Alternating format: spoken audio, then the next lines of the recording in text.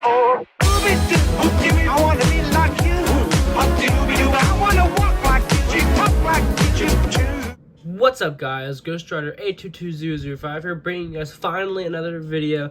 Yes, I know I haven't posted anything. I think I haven't posted anything since Batman Gotham's Protector, so I'm sorry about that. Life has been busy with work and school and everything, but I'm bringing y'all a top 10 list. Hopefully after this I can make the top 10 most disappointing figures. I have the list made, I just really need to film it. But here's your top 10 list. This obviously is not on the list because he didn't come out this year, but you know, you gotta represent the channel. But we're gonna jump right into the list. If you guys like this video, please like, comment, and subscribe. It helps me a lot. And yeah, let's get into number 10. Number 10 is definitely going to have to go to the Marvel Legends Amazon exclusive comic Gore. This figure is really, really nice. I thought the thing said it wasn't supposed to come out until like next December, so I was a little confused on that, but it's not a big deal. I'm happy to get it earlier, but like just the detail, look at the face sculpt in this guy, like that's amazing. Articulation, you know, it's an old body, so that's unfortunate. And the pinless, it's not pinless, but I mean, I don't really care about that 100%, but just the way the figure looks and everything. His accessories for $30 is kind of like, man, he has an extra head and an extra hand, which is nice. But, you know, everything else about this figure just looks great. So, like, I think he should have been $5 cheaper. I think this guy looks amazing, and I really have virtually no issues with him. There's just other figures on this list I like a lot more. Next up on this list is going to be the McFarlane Arkham Knight Red Hood. This figure, virtually for me, has zero issues. I mean, the head and the hood are separate pieces, which I wish they were the same piece, but that's not really a big deal. And the only other issue I have is that the wrist hinge, the wrists only hinge in and out. I wish they did ball joint like they usually do for this one, because, I mean, other figures, like, let me give an example, like, for the Black Adam figure, he has the wrist joint like the Marvel Legends have, and it works for him because he doesn't need to have like this kind of motion, but for guns he kind of needs them. But all that aside, he just looks really, really good. And even before the articulation mods I usually do, which made him crunch in more and have thigh cut, he just looked great. I virtually only have those two issues with this figure, and he's like my go-to Red Hood for my collection now. Next up on the list at number 8 is definitely gonna have to be the McFarlane Godspeed. Now, I got this figure really late. I actually got him like only about a month ago, but I'm really happy I got him finally. I think I got him on clearance for 15 bucks, and for 15 bucks for this figure, it's a steal. Now, before the mods, he was still really good. Like, I think I'd still put him on this place, but the mods of thigh cuts I did, and then the better ab crunch and the head movement just really just improved this figure a lot. And he's like really just fun to pose around and running poses. He's probably the best Flash figure they've made. I mean, the comic Flash and Reverse Flash, they're all right, but they're not like, I don't know, they're lacking in some like proportion areas. But this figure like just like looks astounding with the gold and white colors mixing together. I don't know a lot about this character, but just like look at that. Tell me that doesn't look amazing. You can complain about whatever you want about McFarlane, because I usually will agree with a lot of the criticisms, but this just looks amazing. And after like the articulation mods, like he's up there with like imports I have. But I just really like this figure a lot. And now we're gonna move on to number 7. And at the number 7 spot has to be the Marvel Legends Infinity Ultron Build-A-Figure Wave Hawkeye. And I did not expect him to be on this high up on the list either. Like, I didn't even think he's gonna be on this list at all. But like his neck is not as bad in person. I think it looks pretty good. The face sculpt is amazing. I love that. Articulation, butterfly joints becoming a regular thing is something I really like.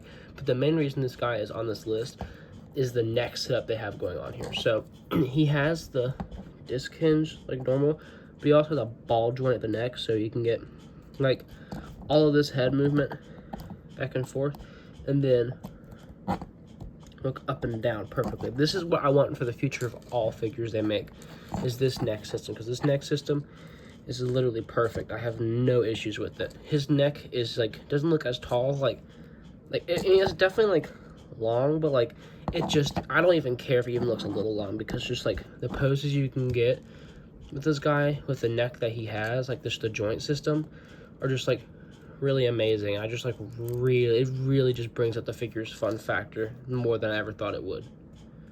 Next up, we have the Marvel Legends Retro Series Shocker.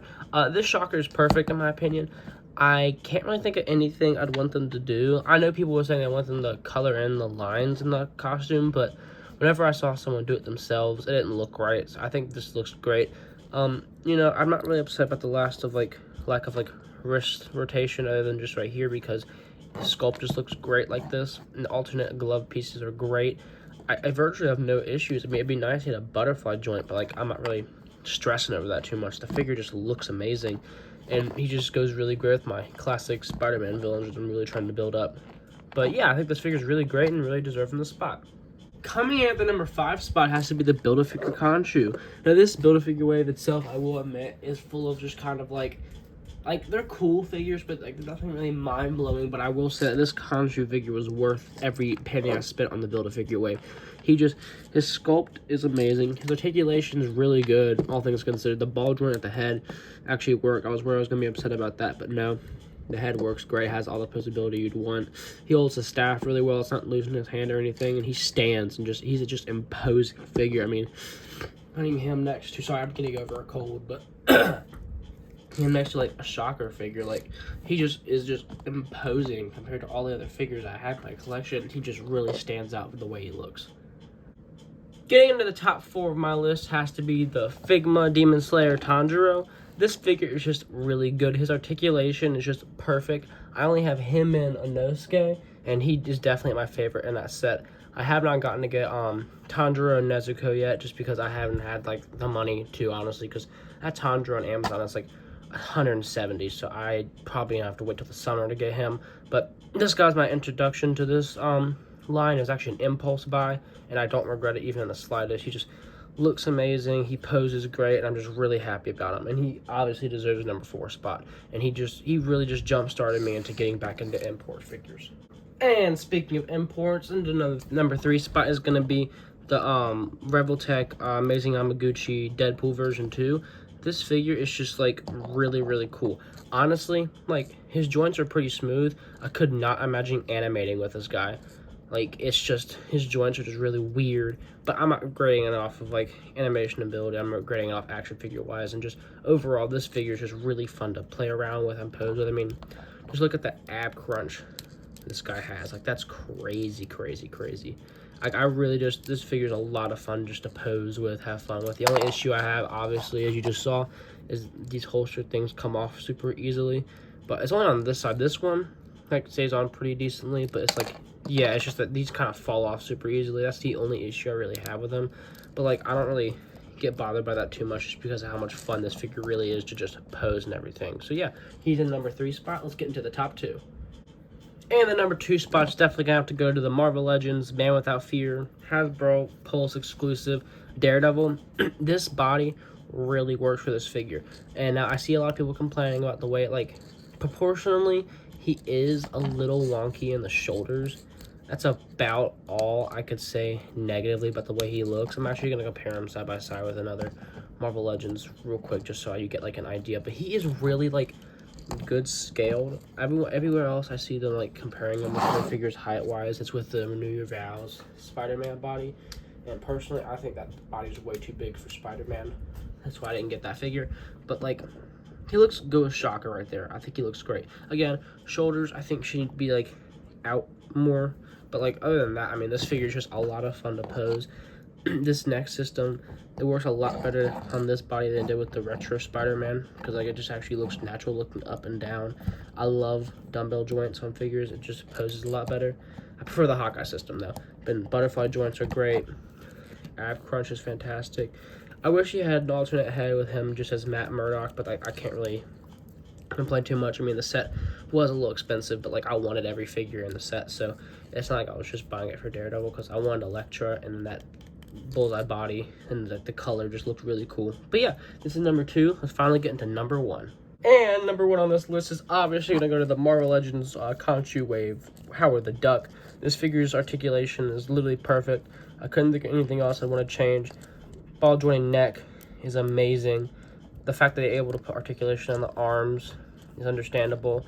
It's really cool. It's understandable they couldn't put any in the knees, because I mean, like, it's just not possible. Obviously, I'm kidding. This figure is like $15 worth. I paid $25 because I wanted to build Conchu. He's not bad, but like definitely not top 10. Top 10, number 1 is obviously gonna go to the Sentinel Spider-Man. I got this guy kind of late in the game.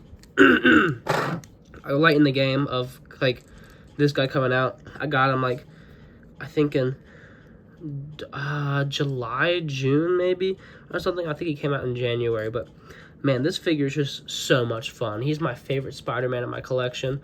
I got the one that had the, like, the gargoyle looking statue, and he was just perfect.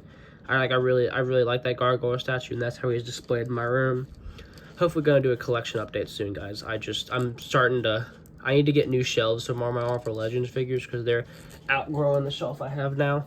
So once I get all that set, but like this guy is just like really fun to pose. I had the Mafex one, and like this guy definitely is preferred over that.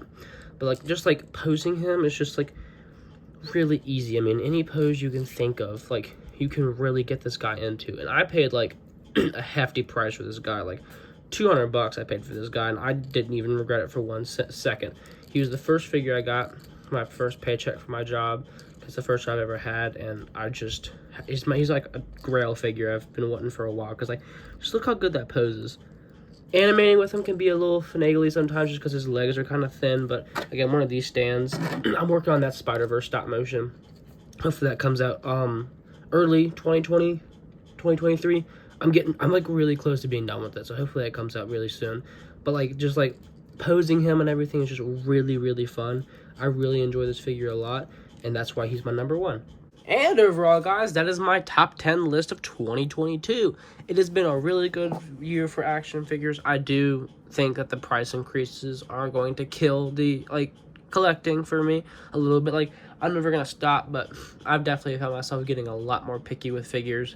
Like the Conchu wave, like the only reason I've completed that 100% is because I used Christmas money for it. And like I wanted a lot of the figures, but like, you know, Howard the Duck wasn't a must get for me. Jimmy Woo definitely wasn't a must get for me. But like, you know, I mean, the quality for a lot of them have been going up, but for some of them it has been going down. A lot of like breakage of Marvel figures, and DC Multiverse, McFarlane has their own QC issues that not even God can fix sometimes. But I think overall, like, the figures are getting better. As you see with the pinless technology being implemented in most of them. I mean, I think all of the figures on this list are from Marvel, other than my Ghost Rider, is like pinless, and that's really cool that they're able to do that now.